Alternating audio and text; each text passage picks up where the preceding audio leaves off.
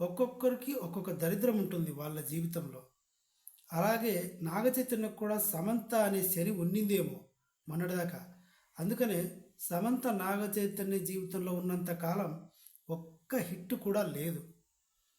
రీసెంట్గా రిలీజ్ అయిన Thandel movie super duper deluxe hit. ఈ హిట్ ఎవరి లెగ్ వల్ల హిట్ అయిందో మీకు అర్థమయ్యే ఉంటుంది. శోభితా ధూళిపాల 1 ఇయర్ కూడా అవ్వలేదు, సినిమా హిట్ కొట్టేశాడు. నిజంగా మనం సినిమా యావరేజ్గా ఆడింది అనుకుంటా. దాంట్లో సమంత కూడా యాక్ట్ చేసింది. అయినా దాంట్లో కథ హీరో నాగచైతన్యకు ఒక్కడే కాదు కదా, నాగ్యాడు కూడా ఉన్నాడు, వాళ్ళ నాన్న కూడా ఉన్నాడు.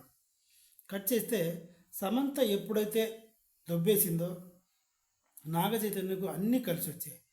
నాగచైతన్య కోసం, నాగచైతన్య ఫ్యామిలీ కోసం శోభితా ధూళిపాల సినిమాలు, బోల్డ్ కంటెంట్స్, వెబ్ సిరీస్లు ఇవేవి నాకు వద్దు అని ఫిక్స్ అయింది. నా భర్త మా మామయ్య పరువు కాపాడాలి, నా భర్తకు రెప్యుటేషన్ ఇవ్వాలి, భర్తకు నచ్చింది చేయాలి అనుకుంటూ వాళ్ళకు అనుకూలంగా ఉంది. కానీ సమంత అలా చేయలేదు.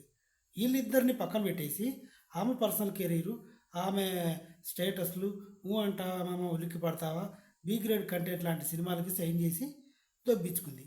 మొత్తానికి సంసారమే లేకుండా పోయింది. తండ్రి లేడు, సినిమాలు లేవు, వెబ్ సిరీస్ లేవు, రోగాలు వచ్చినాయి. సో సమంత అలా పోయింది.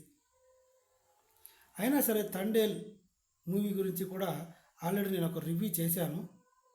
ఎంత అదృష్టవంతుడంటే Naga Chaitanya, the best performance in the Naga Chaitanya movie career. తన సినీ చరిత్రలో ఇంతకుముందు ఎప్పుడు సినిమాలో ఇంతలాగా యాక్టింగ్ చేయలేదు నాగచైతన్య. అంత అద్భుతంగా చేశాడు. ఇప్పుడు సాయి పల్లవి గురించి చెప్పుకుందాం. సాయి పల్లవి తెలుగు సినిమాలో నేను చెయ్యను. The best story more than Tamil, Hindi, ఈ మిగతా లాంగ్వేజ్ల కంటే భిన్నంగా ఉన్న కథలు తీసుకొస్తే అప్పుడు నేను చేస్తా.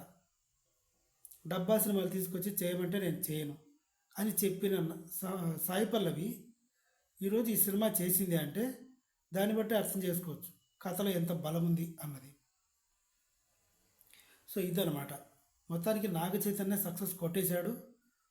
అది స్టోరీ. నా ఎక్స్ప్లెనేషన్, నా కంటెంట్ మీకు నచ్చితే తప్పకుండా నా ఛానల్ సబ్స్క్రైబ్ చేయండి. Thank you.